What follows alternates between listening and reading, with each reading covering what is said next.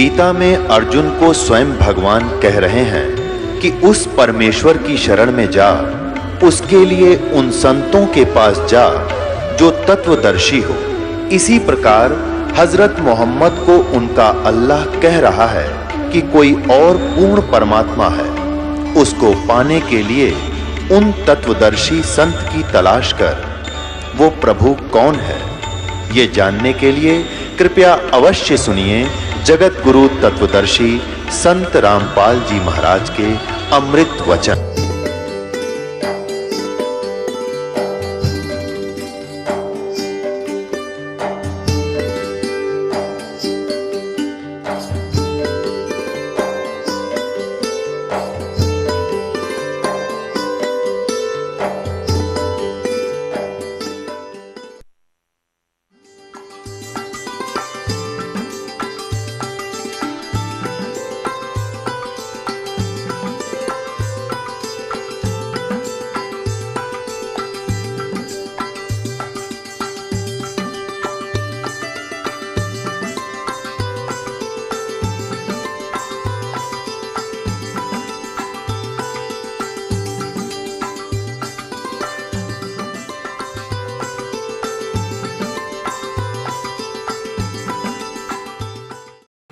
अब परमात्मा कबीर जी ने अपनी प्यारी आत्मा धर्मदास जी को काल की डेफिनेशन बताते हुए बताया कि प्यारी आत्मा, तुम यहाँ क्या देखते हो कि बहुत सुंदर हवा बह रही है, बड़ी अच्छी गंगा जैसी मीठे पानी की दरिया बह रही है, नीचे मीठा पानी है, सर्दियों में गर्म निकलता है, गर्मियों में ठंडा निकलता है, फिर काजू किस्मत सेब संतरे बाग के बाग लगे हुए हैं। तो और किस तरह से दिन रात बन रहे हैं, कितनी अच्छी जमीन, कितनी ज़मीन दे रखी है, इसमें बनाओ और खाओ कमाओ। तो ऐसे देखते हैं तो ये यहाँ का भगवान, यहाँ का स्वामी, यहाँ का मालिक हमें परमात्मा दिखाई देता है। परमात्मा माने श्रेष्ठ भगवान, श्रेष्ठ आत्मा, अच्छी आत्मा।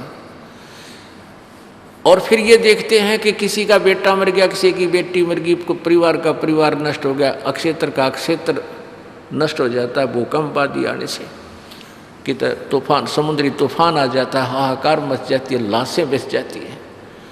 तो ये समझ में ना आता फिर इतना, अगर ये भगवान दयालु है तो ये जुल्म क्यों कर रहा है ये। अब जैसे कसाई बकरे पालता है, उन कसाई उन अपने बकरों के लिए बढ़िया तो उसके लिए एक झोंपड़ी डालता है, हट बनाता है, उनके लिए ऊपर छान टीन शेड डाल देता है, और अलग से एक चरागाह भी खरीद लेता है, एक तालाब भी बना देता है। उन बकरा कोई उनको जा कर के देखता है, संभालता है, चारा चराता है, पानी पिलाता है। तो वो बकरे ये समझते हैं कि हमारा मालिक बड़ा दयालु है, हमारी कितनी केयर टेक कर रहा है, कितनी देखभाल करता है, पानी पिलाता है, चारा चलाता है, गर्मी सर्दी से बचाता है। तो उसको अपना खास, अपना निजी मालिक मान के वो प्यारी आत्मा, वो भोली आत्मा बकरे, जब वो कसाई बकरों में जाता है, वो किसी बकरे का हाथ लगा कर देखता है कि वो कै किलो का हो गया, कितना मांस है इतने में इसमें, और वो भोली आत्मा उसको प्यार देता, उसको चाटता, हाथों से ऐसे चाटता है कि ये बहुत मेरा प्यारा मालिक है, मेरी कितनी देखभाल कर रहा है। और वो नो देखे यू कै कितने किलो का हो गया, जो कितने का बिकेगा, उनका हाथ लाला देखे, और वो प्यार दें उसको, ऐसे प्यार से उसके चारों तरफ लिपट जाते हैं, ऐसे पंजाली ऊपर को पैर लगा सीने से लगाना चाहते हैं उसको। और शाम के समय जब आ जाता ऑर्डर 2-4 बकरियां का, वो ना देखता किसकी माँ और किसका बाप से, एक लाठी लेकर उनमें निकाल के और कड़च करवा देता है। तो ऐसे ये काल हमारे साथ कर रहा है।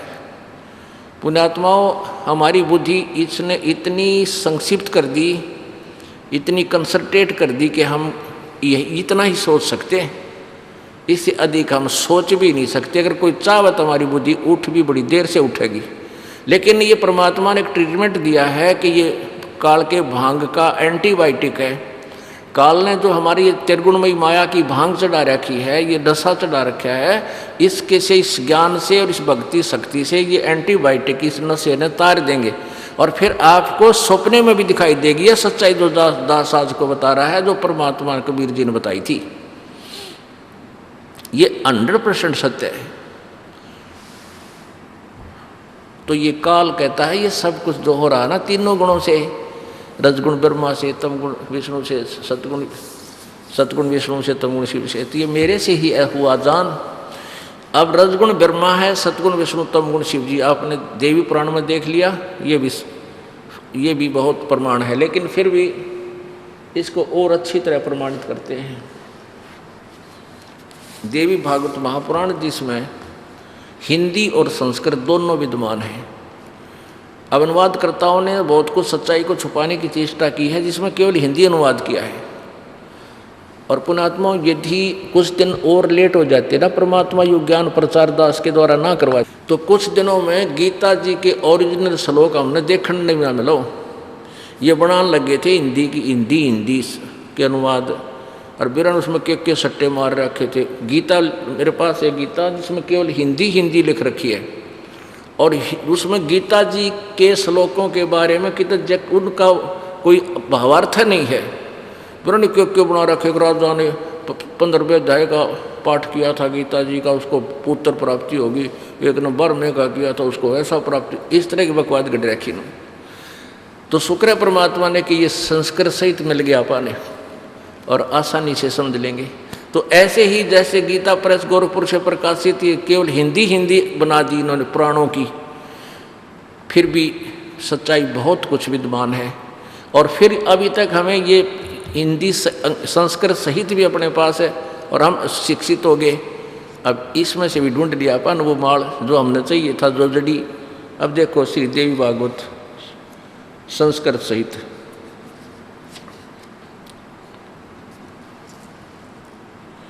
हिंदी टीका सहित भाग 1।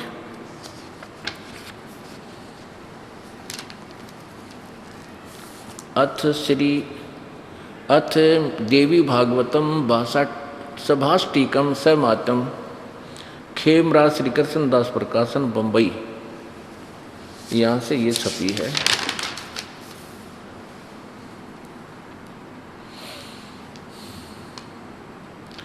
खेमराज श्री कृष्ण दास अध्यक्ष श्री वेंकटेश्वर प्रेस, खेमराज श्री कृष्ण दास स्मारक बम्बई, यहाँ से छपी है।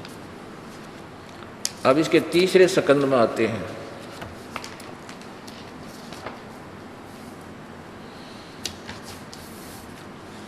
अथ श्रीमद देवी भागवते भाषा टीका युक्ते तृतीय स्कंदय प्रारंभते। अब यह संस्कृत से है या नागरी लिपि, हम हिंदी अच्छी तरह जानते हैं, इनमें एक दूसरे में इन अक्षर फंसा रखे हैं, इतना अंतर है। आगे देखो,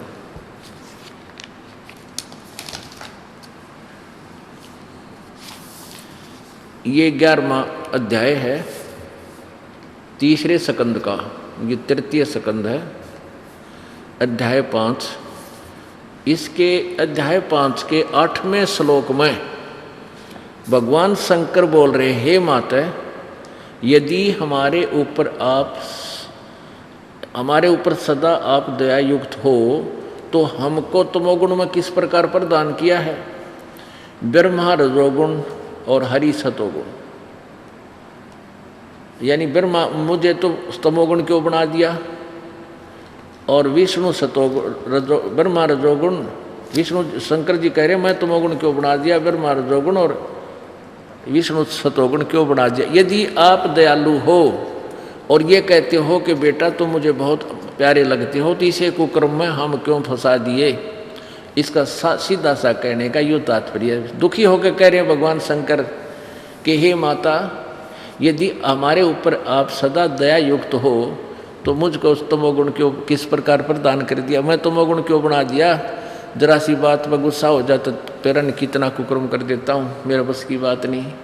और रजोगुण, ब्रह्मा को रजोगुण युक्त क्यों बना दिया रजोगुण, और विष्णु जी को सतोगुण। अब संस्कार देखिए, ये 7वां समाप्त हुआ, 8वां श्लोक है। यदि दया धर्मना न सदा अंबिके, यदि दया धर्मना न सदा अंबिके, कथम अहम विहित च, मैं क्यों बना दिया, प्रधान प्रदोनी है, मैं क्यों बना दिया तमोगुण, मैं तमोगुण क्यों बना दिया। और कमल जय माने कमल से उत्पन्न होने वाले रजो ब्रह्मा जी को क्यों रजोगुण संभव, क्यों रजोगुण उत्पन्न कर दिया, क्यों रजोगुण बना दिया। और सुविहित क्यों सतोगुण हरि, विष्णु जी को आपने सतगुण क्यों बना दिया। इति सिद्धम रजगुण ब्रह्मा सतगुण विष्णु तमगुण शिव जी है। ये देखिएगा शिवपुराण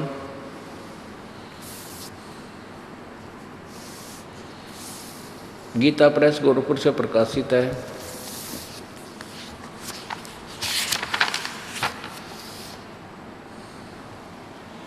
संपादक हनुमान प्रसाद पोदार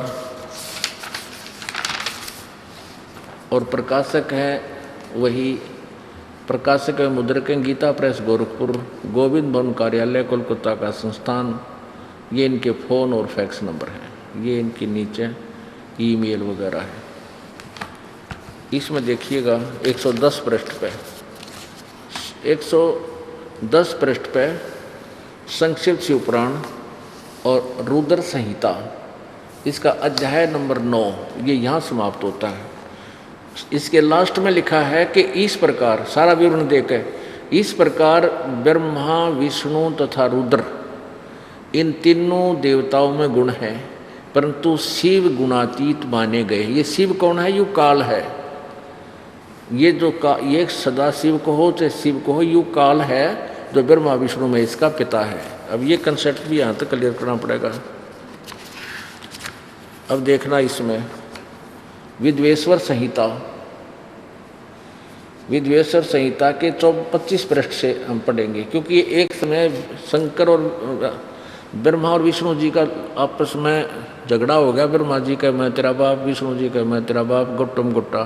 तो इनके बीच में भगवान इस काल भगवान ने एक सतम छोड़ दिया था। ये फिर झगड़ा छोड़ करके इसका और छोर ढूंढने लग गए थे। फिर वो काल भगवान क्योंकि ब्रह्मा विष्णु शिव के लिए वो ब्रह्मा और विष्णु के बीच के सामने वो शिव रूप धारण करके आ गया ये काल।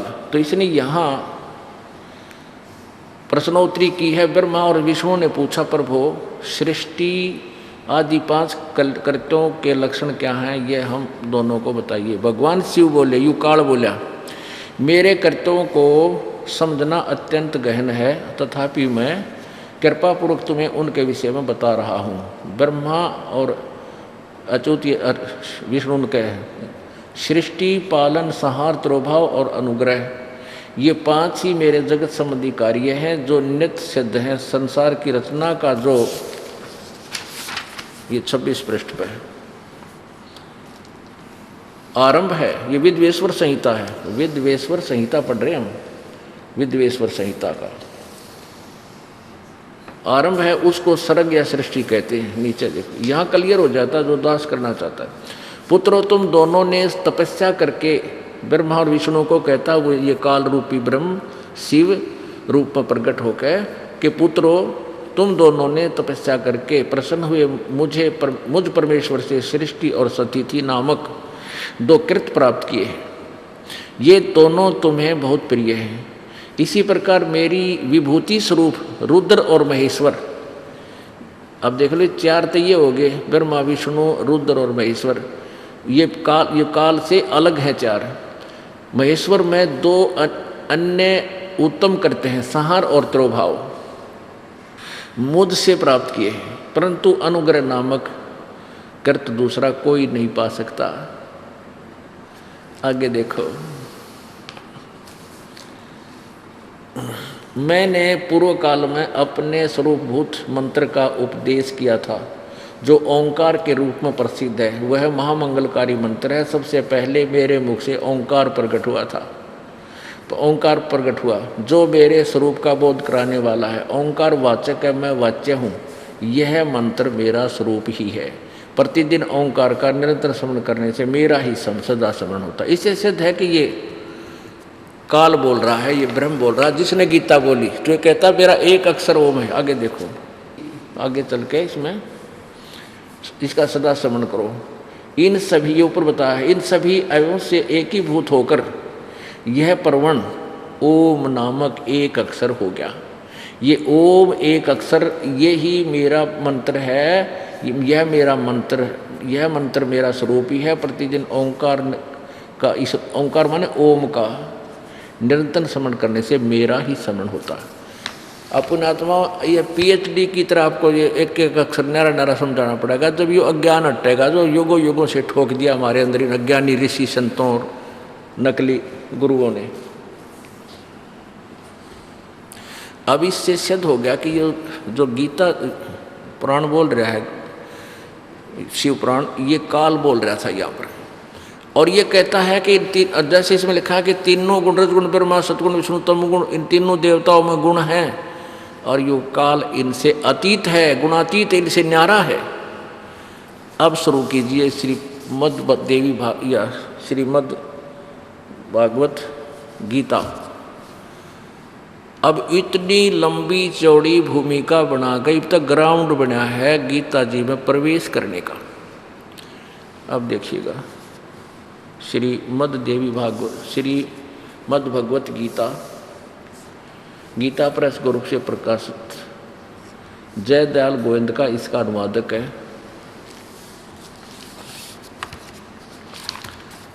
आप पढ़िएगा गीता जी अध्याय नंबर 7 के श्लोक नंबर 12। अध्याय नंबर 7 का। अब वैसे इसको प्रथम दो श्लोक पहले पढ़ लेते हैं, इसमें क्लियर होगी बात। देखो कितनी क्लियर है। प्रथम 7वें अध्याय का प्रथम श्लोक, यो काल बोल रहा है, हे पार्थ, अन्य प्रेम से मुझ में एक आसक्त चित्त तथा अनन्य भाव से मेरे प्रयाण होकर योग में लगा हुआ जिस प्रकार से संपूर्ण विभूति बल ऐश्वर्य गुण से युक्त सबके आत्मरूप मुझको संशय रहित जानेगा, उसको सुन। कहते विषा ज्ञान बताऊंगा तो मुझे खूब समझ जाएगा मैं के हूँ। अब दूसरा देखो, दूसरे 7वें अध्याय का दूसरा श्लोक, मैं तेरे लिए इस विज्ञान रहित ज्ञान को, इस विज्ञान सहित तत्व ज्ञान को संपूर्णतया कहूँगा, जिसको जानकर संसार में फिर और कुछ भी जानने योग्य शेष नहीं रह जाता। तोड़ पाट दिया कि ई विषा ज्ञान बताऊंगा तेरे ते, जो इसने समझ जाएगा फिर कुछ भी जानना बाकी नहीं रहेगा। अब 12वें श्लोक में आएंगे, 12वें श्लोक से हम प्रारंभ करेंगे 7वां अध्याय। देखिएगा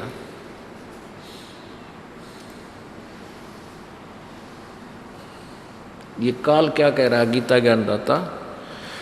और भी जो सतोगुण से उत्पन्न होने वाले भाव हैं, यानी सतोगुण से जो हो रहा है विष्णु जी से, और जो रजोगुण से यानी ब्रह्मा जी से, और तमोगुण से अर्थात श्री शिव जी से होने वाले भाव हैं, उन सब को तू मुझसे ही होने वाले ऐसा जान, परंतु वास्तव में उनमें मैं और वे मुझ में नहीं हैं। क्योंकि ये न्यारा है, अलग है। ये इससे अभी अपने शिव पुराण में सुना था कि तीनों देवताओं में गुण है और वो शिव काल तो गुणातीत है, इनसे न्यारा है। अब 13वें में क्या बताया है कि गुणों के कार्य रूप सात्विक, राजस और तामस, इन तीनों प्रकार के भावों से ये सारा संसार, सारा प्राणी समुदाय यानी ब्रह्मा विष्णु महेश तक सीमित है, इन पर मोहित हो रहा है। इन तीनों गुणों से परे, ब्रह्मा विष्णु महेश से अलग जो मुझ परे यानी इनसे ऊपर मुझ अविनाशी को नहीं जानते। कहते ब्रह्मा विष्णु महेश तक इनकी बुद्धि सीमित है, ये आगे नहीं जानते, मुझे नहीं जानते। आगे देखो 14वां श्लोक 7वें अध्याय का, क्योंकि यह अलौकिक अर्थात अति अद्भुत त्रिगुणमयी मेरी माया, रजगुण ब्रह्मा सतगुण विष्णु तमगुण शिवजी द्वारा फैलाया गया जाल बड़ी दुस्तर है, बड़ी खतरनाक है। और जो पुरुष केवल मुझको ही निरंतर भजते हैं यानी ब्रह्म साधना करते हैं, वो इस माया को उल्लंघन कर जाते हैं, इस ब्रह्मा विष्णु महेश से मिलने वाली लाभ से ऊपर जो ब्रह्म का लाभ है उसको प्राप्त कर लेते हैं। और 15 रुपये में तोड़ कर दिया। हाय हाय। कहते हैं इस माया के द्वारा जिनका ज्ञान हरा जा चुका है, जो ब्रह्मा विष्णु महेश से ऊपर किसी ने नहीं मानते, ना कोई देवता के बारे में सुनना चाहते, ना उनका कोई भक्ति करते, इन ब्रह्मा विष्णु महेश तक जिनकी बुद्धि इन्हीं से मिलने वाले लाभ पर सीमित है, जिनका ज्ञान हरा जा चुका है, वो असुर स्वभाव को, असुर माने राक्षस स्वभाव को धारण किए हुए मनुष्यों में नीच और दूषित कर्म करने वाले, यानी कुकर्मी, दूषित कर्म करने वाले, दुष्कर्म करने वाले मूढ़ लोग मुझको नहीं भजते, यानी ये ब्रह्म साधना भी ना करते, ये ब्रह्मा विष्णु महेश तक ही सीमित है। अपुण्य आत्माओं, हमारे सदग्रंथ क्या बता रहे हैं और हमें किसके बारे में साधना के लिए बता रखा है कि ये साधना करो। अब हमारे सदग्रंथ गीता जी, जिसको हम अनमोल शास्त्र मानते हैं और है, और ये हमें क्या निर्देश दे रहे हैं, हम इसके विपरीत हमें ज्ञान दिया गया था। अपुणात्मा इसको एग्जाम्पल से समझना पड़ेगा कि तीनों गुणों के रजगुण ब्रह्मा, सतगुण विष्णु, तमगुण शिव जी के उपासकों को राक्षस स्वभाव को धारण किए हुए मनुष्यों में नीच दुष्कर्म करने वाले, दूषित कर्म करने वाले और मूर्ख क्यों कहा। अब जैसे रजगुण ब्रह्मा की उपासना की थी हिरण्यकशिपु ने, और उसने के कुकर्म कर डाला, अपने पुत्र प्रहलाद का शत्रु हो गया। ऐसी यातना दी उस बालक को, अपने अभिमान वश होकर राक्षस कहलाया। और ऐसे जुल्म किए उस बालक के साथ कि लकड़ियों का ढेर करके उसमें फूकना चाहा, कहीं से पर्वत से ऊपर फेंक दिया, कितने नागों में डाल दिया, फिर लोहे का खंभा गर्म करके कहा इसको पकड़ चारों तरफ से अच्छी तरह, नहीं तो तुझे काट दूंगा। फिर भगवान ने आकर उनका फैसला किया और दुष्ट को मारना पड़ा, हिरण्यकशिपु को। अब राक्षस कहलाया और कुत्ते वाली मौत मरा हिरण्यकशिपु, रजगुण ब्रह्मा का उपासक। अब तमगुण शिव जी की साधना की थी रावण ने, और ऐसी साधना की अपने यहाँ से गर्दन भी यहाँ से काट के धड़ ऊपर की चढ़ा दिया, सारा शीशे सब कुछ समर्पण कर दिया। तो जैसा किया वैसा फल उसको मिल भी गया। और अंत में क्या बना कि जुल्म के दुष्कर्म किया, अपने ही बड़े भाई की, अपने ही यानी मालिक की, त्रिलोकी नाथ की पत्नी सीता को उठा लिया, अपनी माँ को उठा लिया, और उसके साथ प्राणी के दुष्कर्म करने की चेष्टा की। वो तो परमात्मा साक्षी थे, रक्षक थे। सीता के अंदर एक ऐसी शक्ति मालिक ने दे रखी थी कि वो निकट नहीं पहुंच सका। ऐसे जुल्म भी उसने चाहा करना, और आखिर में कुत्ते वाली मौत मरा और राक्षस कहलाया। अब एक भस्मागिरी नाम का एक साधक था, भस्मागिरी, और वो भगवान शिव जी का उपासक था, तमोगुण का। उसने भगवान शिव जी के गेट के सामने, दरवाजे के सामने एक ऊपर को पैर करके नीचे न सिर करके सिरासन पर तपस्या शुरू कर दी, यानी वहाँ पर धरना दे दिया। 12 वर्ष जब उसने ऐसे किए हो गया तो एक दिन पार्वती ने प्रार्थना की कि हे महादेव, आप तो समर्थ हैं, आपका ये सेवक क्या मांगता है, इसको दे करके फारिग करो। अब शिव जी ने सोचा एक आधी सिद्धि मांग लेगा, इसको दे देता हूँ, जा अपना काम खेल लेगा खिलौने थे। तो भगवान शिव ने कहा कि मांग भाई भस्मागिरी, क्या मांगता है बच्चा, मैं तेरे से अति प्रसन्न हूँ। भस्मागिरी ने कहा प्रभु मैं ऐसे नहीं मांगूंगा, आप वचनबद्ध हो जाओ। भगवान शिव जी ने कहा मैं वचनबद्ध हो गया, मांग क्या मांगता। तो उसी समय सीधा खड़ा हो गया वो तो, और कहने लगा जो आपने ये भस्म कड़ा ले रखा, ये भस्म कड़ा दे दे। अब शंकर भगवान ने सोचा भी जंगल में रहता साधक है और अपने बचाव के लिए मांगता होगा, निकाल कर वो भस्म कड़ा। वो भस्म कड़ा क्या था कि उनके उस कड़े में एक इतनी शक्ति थी, किसी के सिर के ऊपर रख के और न्यू कह दिया ना भस्म, वो कति राख बन जाता था, नष्ट हो जाता था सामने वाला। तो इस बात का ज्ञान था उसको, भस्मागिरी को। और भस्मागिरी के अंदर क्या दुर्भावना थी कि शंकर जी को मारूंगा और पार्वती को अपनी पत्नी बनाऊंगा। और इस उद्देश्य से वो साधना कर रहा था। और वो इन भगवान ब्रह्मा विष्णु महेश को मंत्रियामी कहा करते, वो ये भी नहीं जान सके ये दुष्ट क्या उद्देश्य लिए बैठा है, तेरे बारने आ गए द्वार पे। अब ज्यों ही भस्म कड़ा उस भस्मागिरी के हाथ में आया, जब आंख बदल गया त्योर बदल लिए, कहने लगा ओले शंकर होशियार तेने मारूंगा, तुझे मारूंगा और पार्वती को पत्नी बनाऊंगा। हा हा हा हा, बड़ा राजी है। अब शिव जी ने देखा रे तेरा सचमुच निकम्मी आत्मा, इसका स्वभाव बदल गया। और शिव जी को पता था कि ये कितना भयंकर शस्त्र है, तो शिव जी आगे आगे और भस्मागिरी पीछे पीछे, दोनों के सैर सपट्टे हो रहे।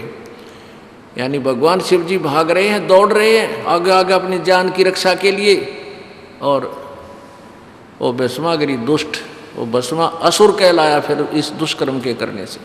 अब भस्मासुर पीछे पीछे भाग रहा है।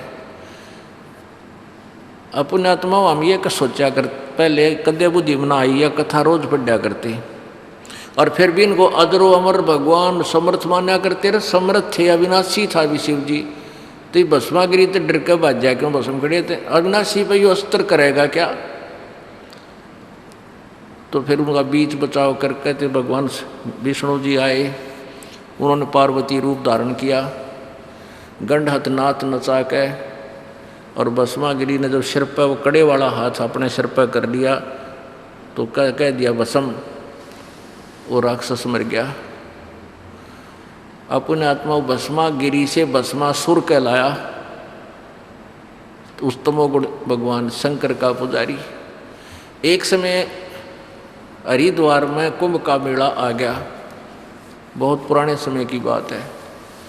कुंभ का जो प्रभी लगनी थी वो हरिद्वार में हर की पैड़ियाँ पर लगनी थी, और ये दूर दूर से जितने भी कोई तमोगुण, इन तीनों गुणों के उपासक, यानी गिरी पुरी नाथ, ये नंगे उगड़ कनपाड़े, ये तो हैं इस तमोगुण शिव जी के उपासक। और वैष्णु हैं विष्णु जी के सतोगुण विष्णु जी के उपासक। तो ये वहाँ सब जाकर अपने अपने अलग अलग समुदाय में इकट्ठे हो गए। जब आया स्नान करने का समय, वो प्रभी का समय, वह एक थोड़ा सा समय होता है, उसके दौरान ही उन्हें स्नान करना होता है मिलकर। तो पहले सबसे पहले हर की पैड़ियाँ पे वो नागा महात्मा पहुँच गए, नंगे रहते हैं, वो हैं वो शिव के पुजारी ही, औगड़ के जिनको। तो वहाँ पहुँच गए तो सबसे पहले वो नागा खड़े हो गए, हर की पैड़ी घेर ली, कोई हजारों की संख्या में थे। पीछे से श्री विष्णु जी के तमो सतगुण के उपासक, वह वैष्णु साधु संत आ गए। उन्होंने उन नागाओं से कहा कि नागाओं तुम नहीं नहाओगे, पहले हम स्नान करेंगे, हम सर्वश्रेष्ठ हैं, हम सतगुण विष्णु जी के उपासक हैं।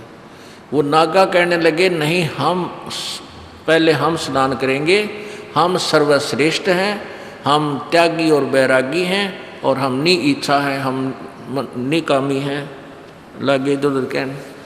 तो विष्णु के उपासक वो वैष्णु कहने लगे कि तुम बाहर आ जाओ नंगो, तुमने नहाना न धोना, तुम टिट्टी के हाथ भी ना धोते, शर्ट फ्रेडो, तुम काहे के सर्वश्रेष्ठ हो।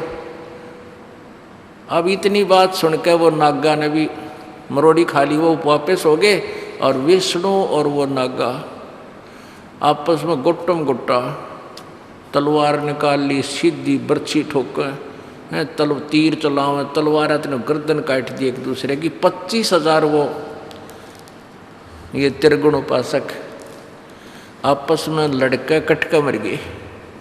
पर बीता गए भूल, गंगा का पानी लाल कर दिया रक्त से, लाशों का वहाँ पर बेशुमार लाश होगी। अब इसके विषय में परमात्मा की वो सच्चिदानंद घन की वाणी में क्या लिखा है?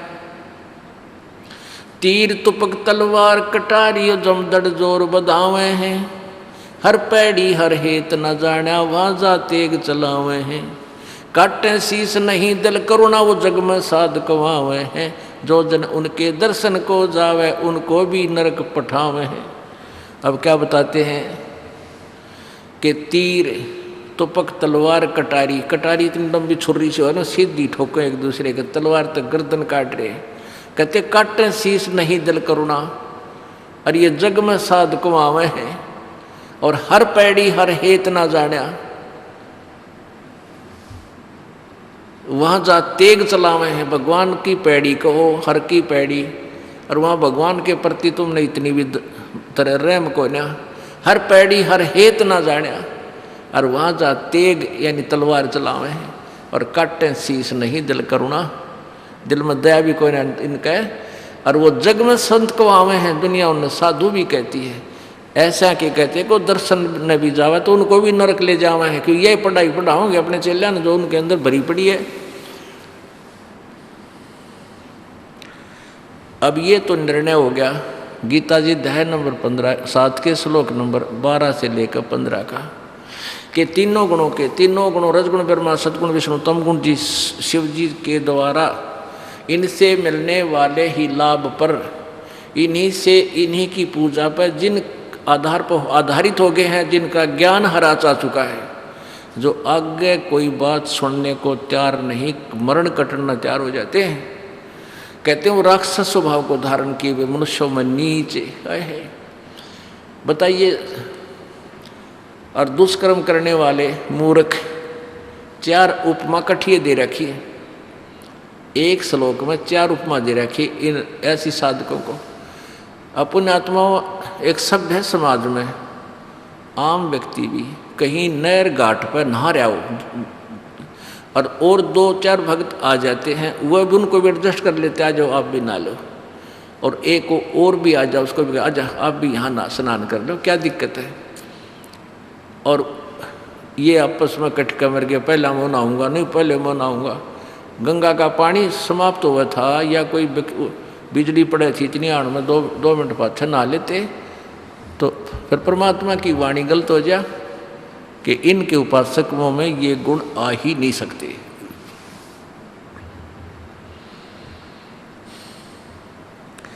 अब गीता जी अध्याय नंबर 7 के श्लोक नंबर 16, 17 और 18 इन तीनों में और निर्णय दिया है। अब गीता ज्ञानदाता कहता है कि इन तीनों इस 15वें श्लोक में जो कहा है कि जिनका ज्ञान हरा जा चुका है वो मूर्ख लोग मेरी भक्ति भी ना करते। अब कहता है मेरी भक्ति यानी ब्रह्म साधना 4 प्रकार के करते हैं, अर्थार्थी, आर्थ, जिज्ञासु और ज्ञानी। 4 वैरायटी है मेरे साधकों की, ब्रह्म साधकों की। अब अर्थार्थी वो होते हैं जो धन लाभ के लिए, अपने कारोबार में बरकत के लिए उस साधना जो कोई अनुष्ठान करते हैं वो वेदों के मंत्रों से ही करते हैं। जैसे इन्होंने ये गायत्री मंत्र बना रखा है, यजुर्वेद अध्याय नंबर 36 के मंत्र नंबर 3 के आगे ओम का मंत्र लगा के और उसको गायत्री मंत्र बना रखे। और वेदों के ही जैसे कोई अनुष्ठान करता है तो वेदों के मंत्रों से ही वो अनुष्ठान करते हैं। वो ये जय गणेश देवा, माता थारी पार्वती, पिता महादेवा, ये इस तरह की कविताओं को नहीं पढ़ते वो ब्रह्म साधक। तो कहते ये अर्थार्थी भी मेरे उपासकों में से 4 हैं। अर्थार्थी जो धन लाभ के लिए को अनुष्ठान करता है तो वेदों के मंत्रों से ही करता है। और आर्त कहते हैं जो संकट निवारण के लिए भी कोई अनुष्ठान करवाता है, वो भी वेदों के आधार से, वेदों के मंत्रों के पठन पाठन से हवन पवन करके वो उन्हीं से करते हैं। और तीसरा जिज्ञासु, जैसे जिज्ञासु वो होता है जो परमात्मा की चाह में घर त्याग कर चल पड़ा, आगे उसने जैसा भी कोई गुरु मिल गया, कोई संत मिले, जिससे जैसा ज्ञान मिला उस ज्ञान को संग्रह कर लिया और आगे वक्ता बन गया। अब इन तीनों को तो गीता ज्ञानदाता कहता है ये रिजेक्टेड हैं, ये वो उपासक ब्रह्म के ही हैं लेकिन ये मेरे काम के नहीं।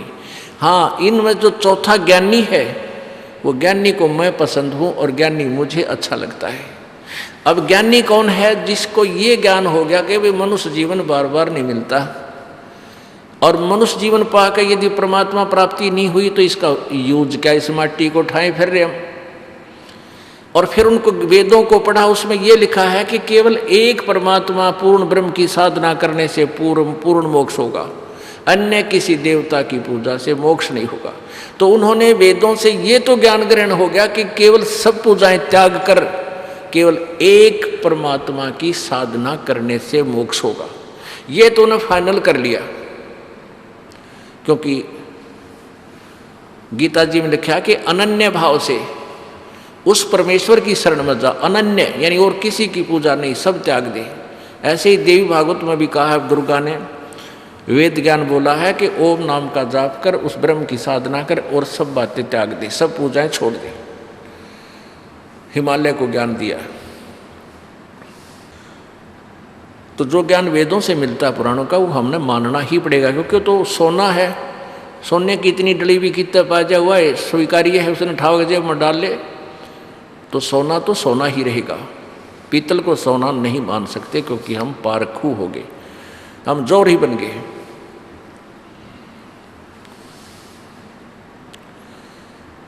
तो क्या बताया कि ब्रह्म साधना, अब उन ज्ञानी आत्माओं ने वेदों को पढ़ा, फिर निष्कर्ष निकाल लिया कि भाई और देवता की किसी की पूजा नहीं करनी चाहिए, केवल एक ब्रह्म एक भगवान की पूजा करनी है। तो उन्होंने यजुर्वेद अध्याय नंबर 40 के मंत्र नंबर 15 में पढ़ लिया, ओम कर्तु समर कलवे समर और कर्तुम समर।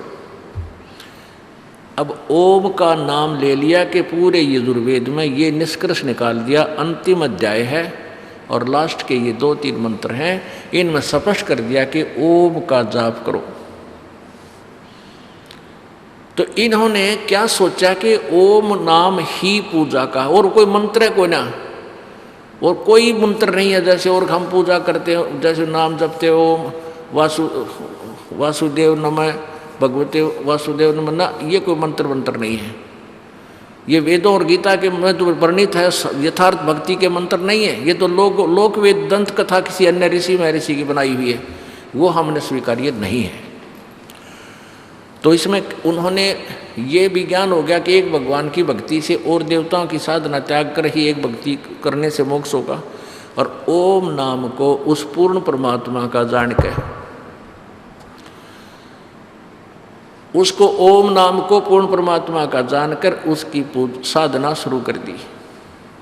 उधर से जब ये ब्रह्मा जी काल ने कमल के फूल पर रख दिया, पहले ये अचेत कर रखा था अपनी दुर्गा से, इन्होंने ये दुर्गा और काल ने ये 3 पुत्र उत्पन्न किए, रजगुण ब्रह्मा, सतगुण विष्णु, तमगुण शिव जी। इनको बचपन से ही अचेत कर दिया, कोमा में रखा इन ऐसे अपनी शक्ति से, और इनमें परवरिश जारी रखी। जब ये युवा हो गए, तीनों को होश में ला दिया। तो ब्रह्मा जी बैठे थे कमल के फूल पर, बैठा दिया इसको। तो कमल के फूल पर ये बैठा था, तो इसने देखा भाई अब क्या करूं, सब जगह जल ही जल नजर आ रहा है। तो आकाशवाणी की काल ने कि तप करो। अब ब्रह्मा ने 1000 वर्ष तक तप किया। फिर आकाशवाणी हुई कि सृष्टि करो। अब यू काल न्यो दुखी करता है।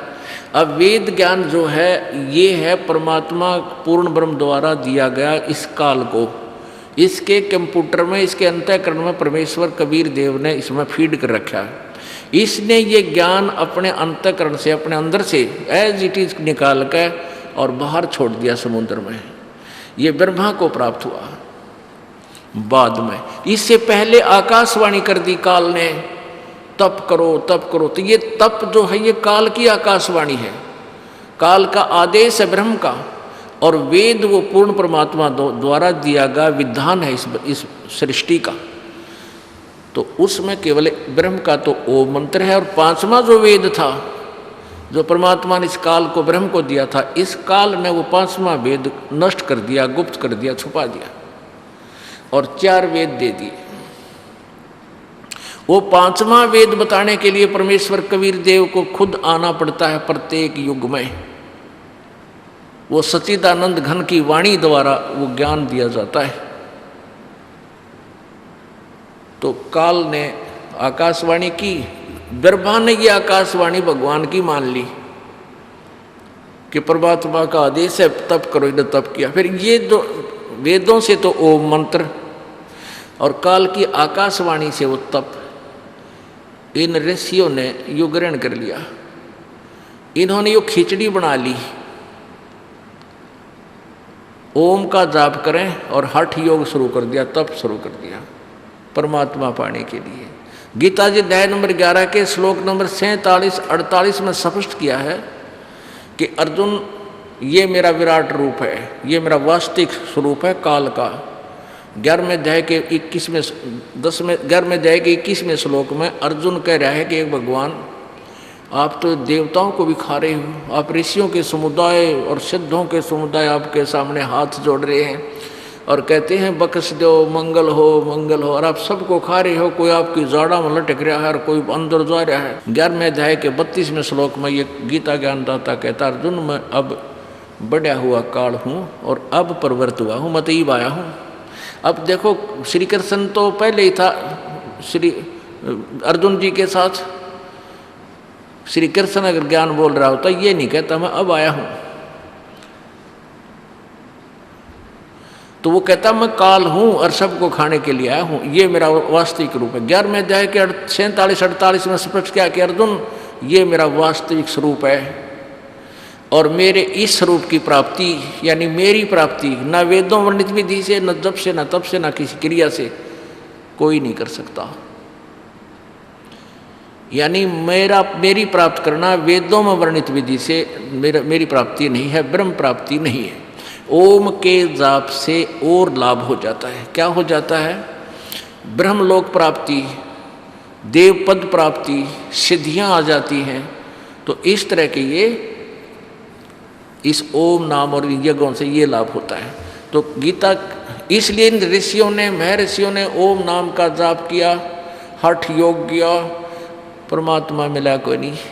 अज्ञान थ्योरी बना दी, परमात्मा नहीं मिलता, निराकार है, निराकार है, अंदर उसका प्रकाश देखा जाता है। अरे भले आदमियों भगवान का प्रकाश देखा, भगवान बिना प्रकाश क्या का हो गया फिर वो। अब कोई कह सूर्य का प्रकाश देखा, सूर्य निराकार है, वो कि तक गुफा में बंद कर रखा है और सुनी सुनाई बकवास कर रहा है। अरे जिसने सूर्य देखा वो यूँ कैसे कह देगा सूर्य निराकार है, उसका प्रकाश देखते हैं हम। सूर्य बिना प्रकाश की सूर्य साकार है, उसका प्रकाश है। ऐसे ही परमात्मा साकार है, नर आकार है, उसके शरीर से निकल रहा तेज इतना जबरदस्त है और उसी का प्रकाश रिफ्लेक्टेड होकर के अन्य लोकों में पहुंच जाता है।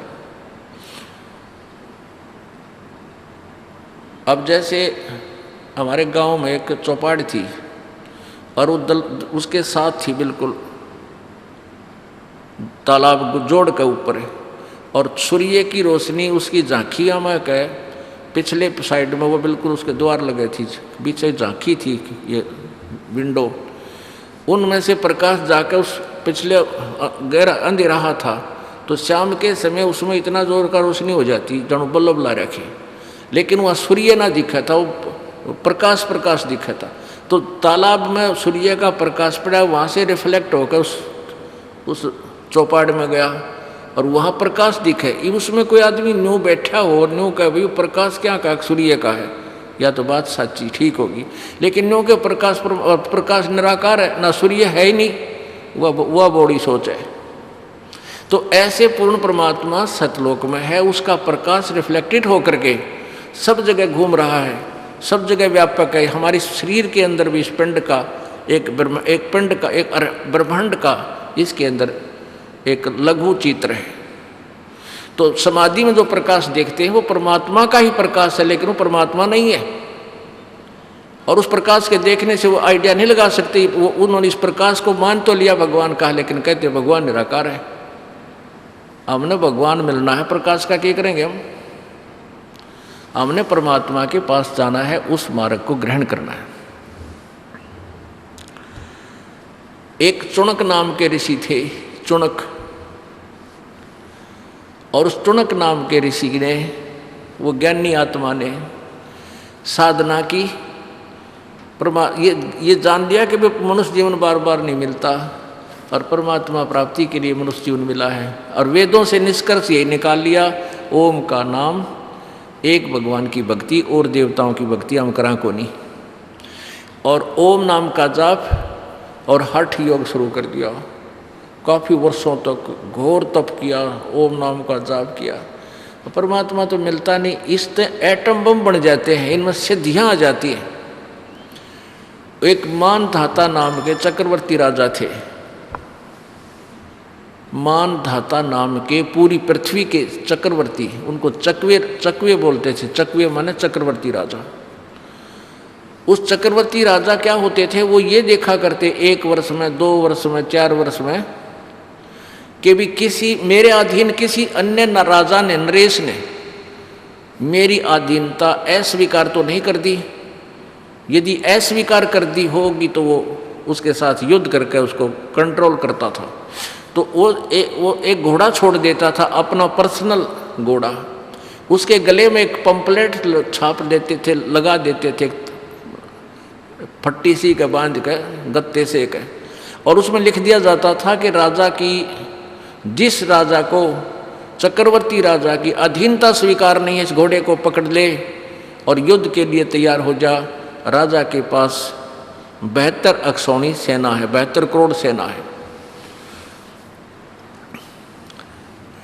अब उस घोड़े के साथ सैकड़ों की संख्या में अन्य सैनिक घुड़सवार होकर भी जाते थे, तलवार साथ में होती थी।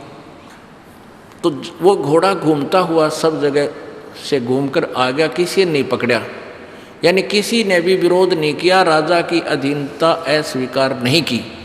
घोड़ा वापस आया तो ऋषि जो साधना कर रहा था, चुणक ऋषि, उसने जाते समय भी देखा कि भी अन्य घोड़ों पर तो ये व्यक्ति बैठे हैं सैनिक, और एक इस पर कोई नहीं बैठा, कारण क्या है। वापस भी वो उधर से ही आए। तो उन्होंने पूछा, ऋषि ने पूछ लिया कि सैनिकों, इस घोड़े पर सवार क्यों नहीं है। सैनिकों ने बताया, ये राजा मानधाता का, राजा का घोड़ा है, इस पर हम बैठ नहीं सकता कोई। तो कहाँ गए थे, सारी कहानी बता दी कि ऐसे ऐसे हम गए थे और राजा ने इसलिए उद्देश्य से घोड़ा छोड़ रखा है।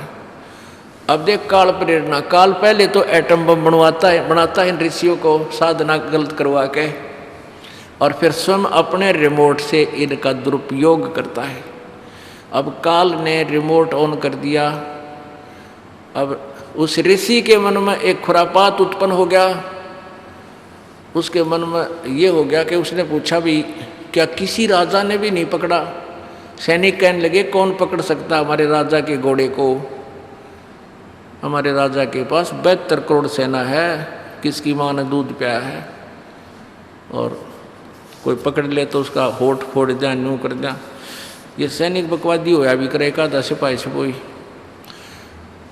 तो उस चुणक ऋषि के अंदर प्रेरणा आ गई काल से कि भाई इस राजा को अभिमान हो गया, ला इसकी बुद्धि ठिकाना करता हूँ। अब सारी उम्र डले डोए साधना करी, सिद्धि प्राप्त कर ली, अब वो यहाँ बर्बाद कर दी। वो ऋषि कहने लगा कि भी मैंने इस घोड़े को मैं पकड़ लूँ, तो इस घोड़े को मैं बांध लूँ तो क्या हो।